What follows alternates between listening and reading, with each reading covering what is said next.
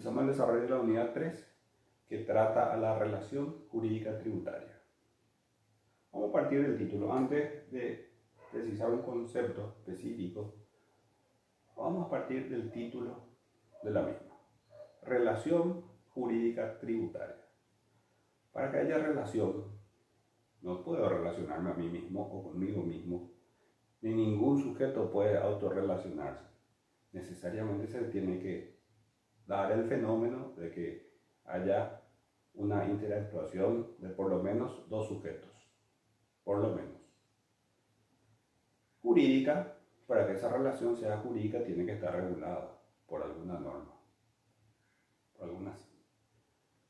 Para que la relación jurídica sea tributaria, tiene que esa norma versar sobre la materia, sobre la tributación.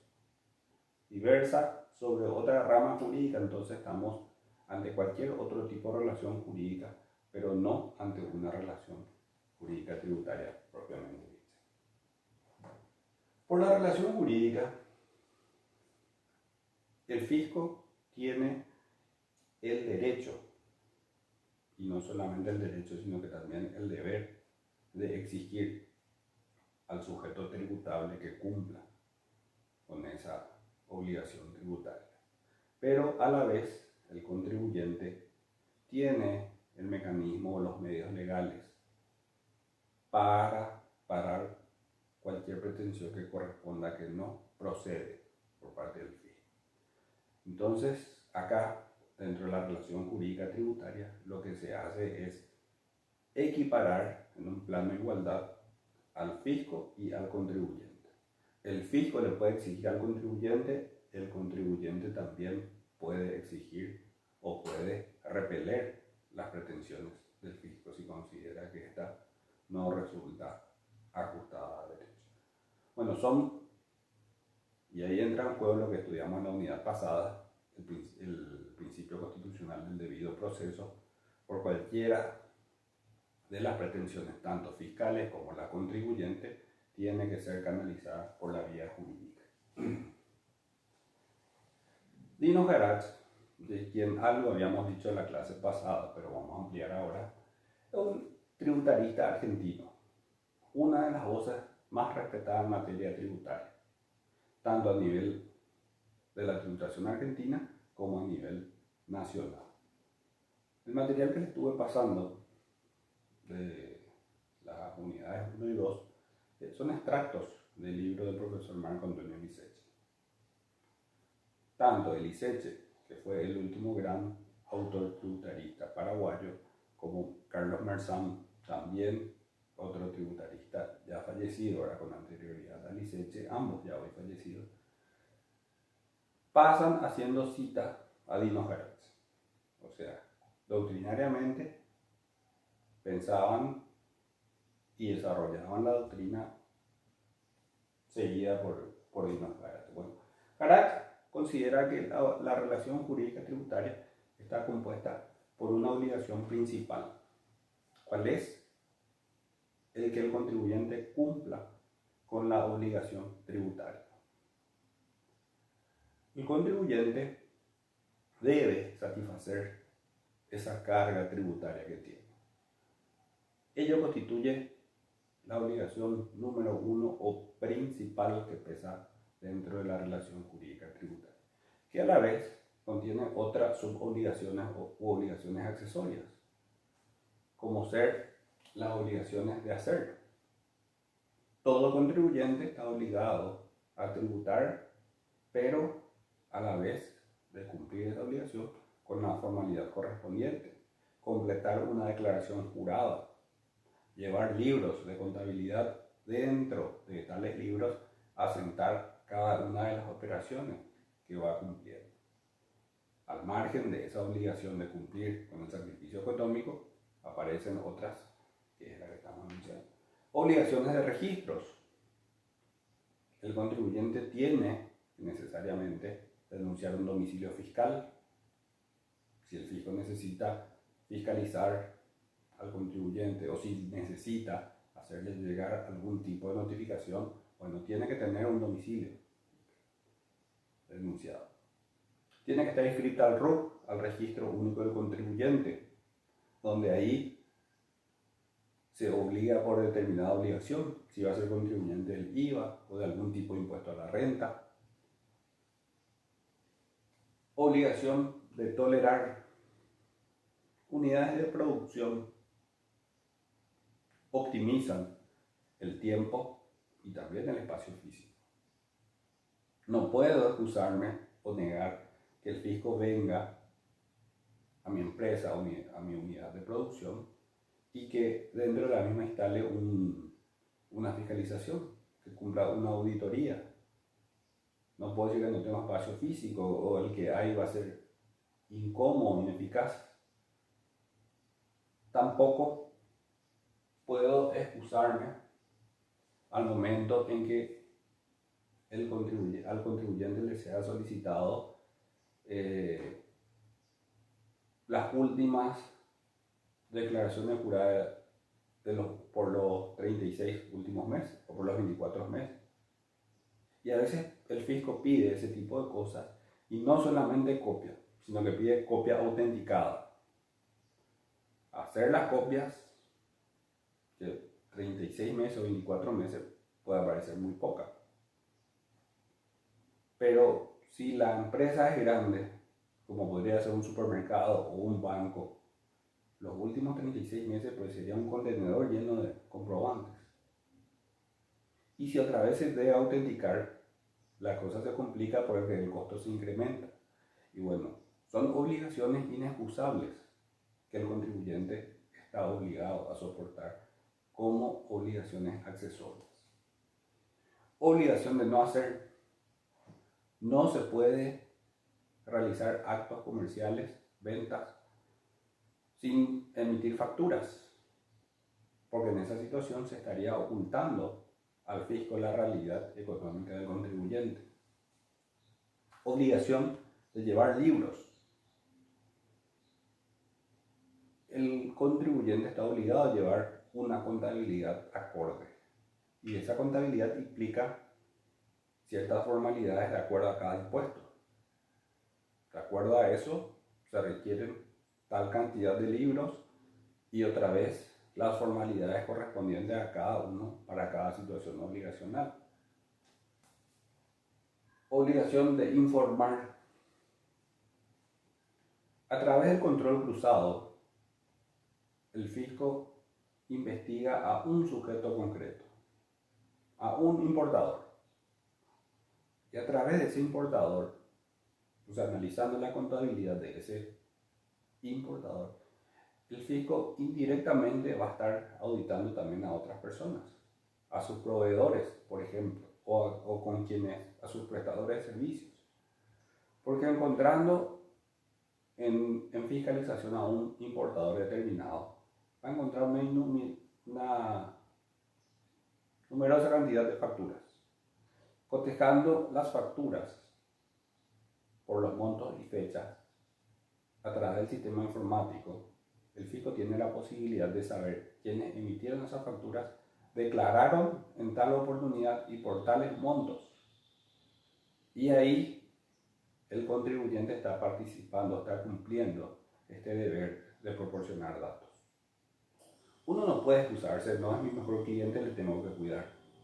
Tampoco se puede invocar el secreto profesional para buscar eludir tal obligación. Si uno argumenta, cual fuere el motivo, para no proporcionar tal dato, uno implícitamente está asumiendo la complicidad ante una eventual ilicitud en materia tributaria. Bueno, la relación como vínculo jurídico es una relación de derecho y no de poder. ¿Por qué es una relación de derecho y no de poder?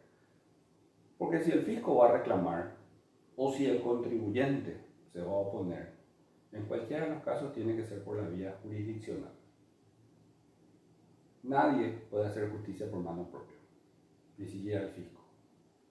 Entonces, si el fisco pretende cobrar algo, tiene que tomar las acciones correspondientes que desarrollamos un poco más abajo.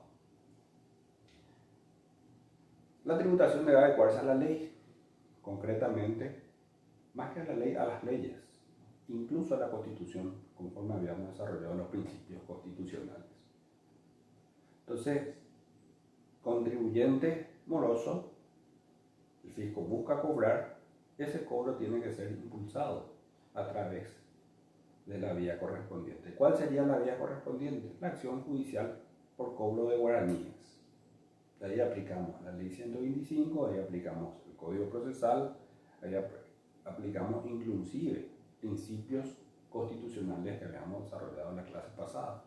El principio constitucional del debido proceso, el principio constitucional de la confiscatoriedad, el derecho a ser oído, todas esas son garantías constitucionales, ineludibles, aunque fuere para el fisco. Por la relación jurídica tributaria, el Estado a través del fisco y los contribuyentes se encuentran equiparados en un plano de igualdad. O sea, jurídicamente están igualados. El fisco le puede exigir al contribuyente, pero el contribuyente también se puede oponer o le puede exigir al fisco si éste pretende más allá de lo que le corresponde.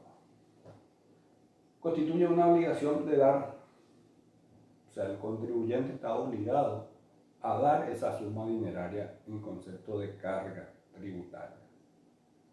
No puede constituir una obligación personal como se daba en otros momentos de la historia, antes de que sea vigente el principio de legalidad, por ejemplo. En otra época, la Edad Media o antes, cuando el recaudador de impuestos era enviado por el rey, venía a recaudar parte de la producción del pueblo. Era tan absorbente o tan inquisidor que exigía más al punto que de repente el contribuyente quedaba sin nada con que tributar. Entonces ahí la obligación se volvía personal. El recaudador de impuestos lo que hacía era le traía como esclavo al hijo, a la esposa o capaz al propio contribuyente, ya que no tenía cómo cumplir con la obligación tributaria. Desapareció y ahí desapareció esa posibilidad y de ahí que se limita la tributación a obligaciones de dar sumas dinerarias.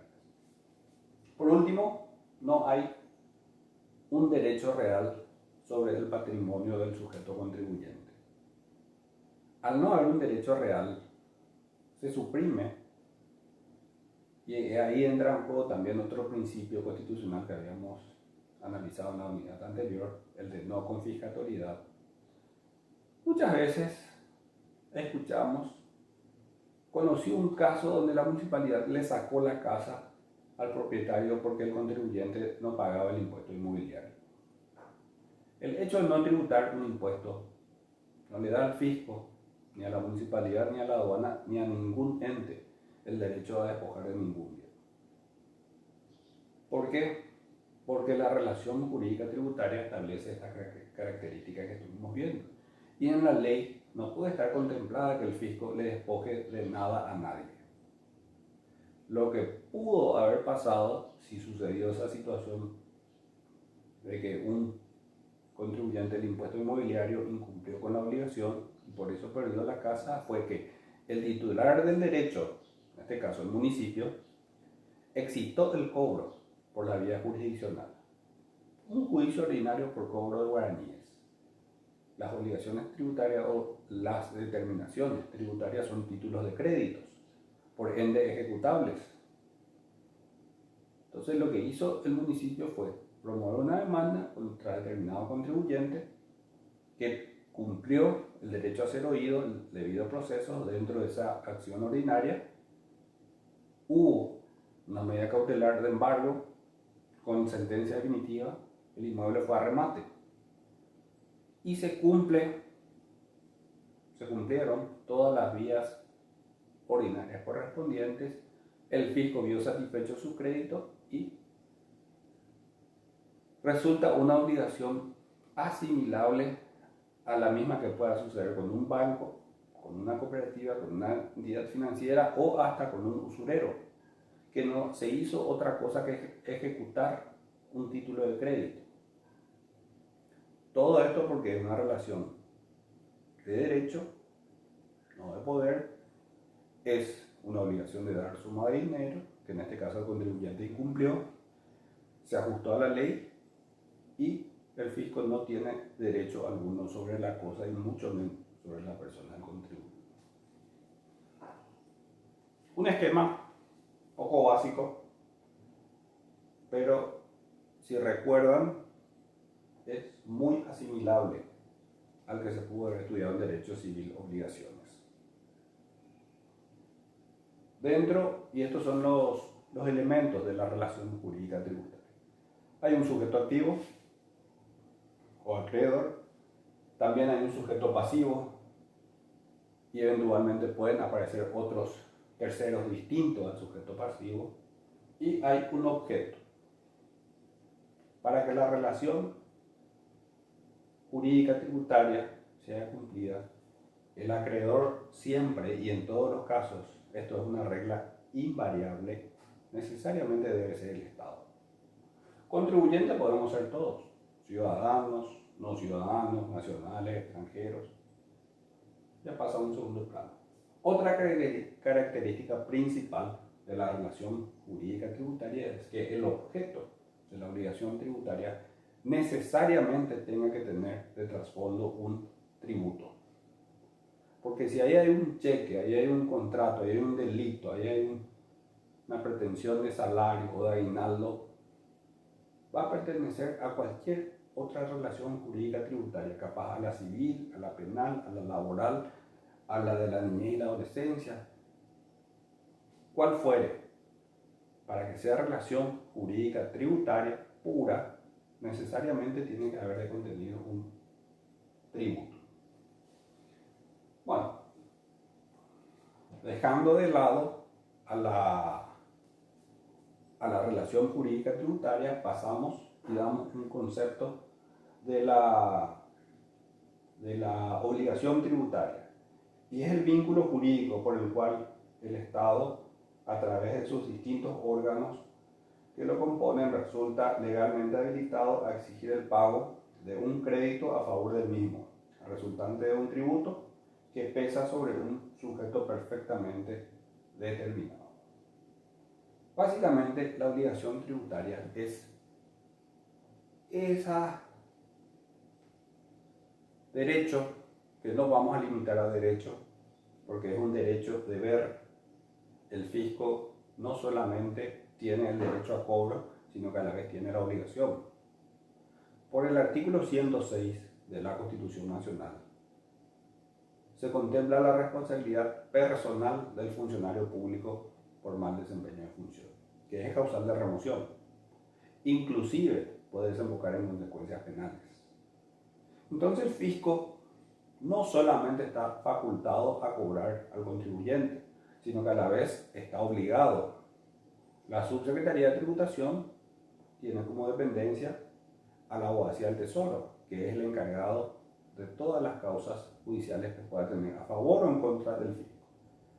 Cualquier ente recaudatorio del municipio tiene una asesoría jurídica, la aduana tiene otra asesoría jurídica. Cualquier ente recaudador tiene algún respaldo jurídico y ese asesor jurídico tiene asignado un salario. Por ende, si hay un crédito fiscal que no cobra o que no está buscando cobrar por la vía correspondiente, las que habíamos visto dentro de la relación jurídica tributaria, las posibilidades que habíamos visto dentro de la relación jurídica tributaria, está incumpliendo a su deber. Y eso le puede valer caro, le puede costar el cargo e incluso otro tipo de consecuencias que trascienda a lo administrativo. Entonces, repito, el fisco está no solamente facultado, sino que a la vez está obligado al cobro del tributo. El sujeto pasivo, el sujeto tributante, los contribuyentes, estamos obligados a cumplir con las obligaciones tributarias dentro de los límites correspondientes. Los elementos constitutivos de la obligación tributaria son los proyectados: sujetos, que ya vimos, mínimo 2, el Estado por un lado como ente recaudador y el contribuyente por otro. el objeto, que necesariamente tiene que ser de contenido tributario, la causa, la fuente y el hecho imponible. Objeto de la obligación tributaria. Acá ya repetimos, es la carga tributaria que debe ser cumplida por el sujeto pasivo. El contenido, la carga tributaria se mantiene invariable, tanto en la relación jurídica tributaria como en la obligación tributaria. El hecho imponible. El hecho imponible es esa situación especial que fue contenida en la norma, que producida por algún sujeto o por alguna situación particular en el mundo real, da nacimiento a la obligación tributaria. Tiene varios nombres, vemos en la siguiente unidad. Es aquello que el legislador consideró que devela la posición de solvencia económica en el contribuyente para soportar las cargas tributarias. Por algo fue incluida en la norma. Muchos autores comparan al hecho imponible con el hecho punible, con la diferencia que el hecho imponible es aquello que el legislador incluyó como generador de la obligación tributaria y el hecho punible es aquella conducta atípica que se produce en la norma y genera consecuencias penales. La mecánica es la misma. Según la doctrina, hecho imponible y hecho punible son primos. Y vemos las diferentes acepciones que puedan tener el hecho imponible, que es el término que se le debe a la doctrina desarrollada por Vino Haratz, y es de gran utilidad, o sea, es muy común su uso, sobre todo en América Latina, en gran parte de América Latina, que Vino Haratz desarrolló este término en el año 1943, con una obra que lleva el mismo título. Distintas doctrinas, como la portuguesa o la brasilera, que con el mismo nombre, o sea, al mismo nombre le asigna fato gerador para la doctrina de ese país y parte de la doctrina europea. Ramón Valdés Costa, un autor uruguayo, reconoce como presupuesto de hecho.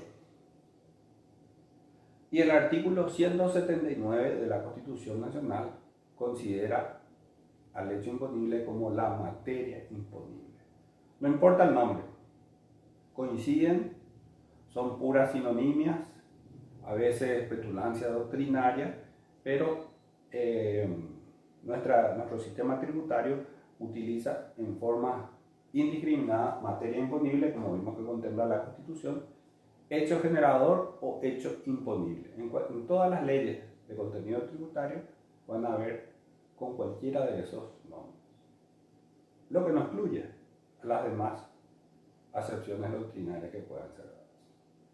Bueno, con esto queda la unidad 3. Todavía estoy analizando y hoy resolvería eso. Si el trabajo previo a la Semana Santa estaríamos abarcando hasta la unidad 4 o sería hasta la unidad 3 nada más. ¿Por qué esa duda? Por la cantidad de alumnos que son y porque cada tema va a ser específico para cada uno de los alumnos. Entonces, esa respuesta van a tener esta tarde y prontamente esperemos tener lista la unidad 4.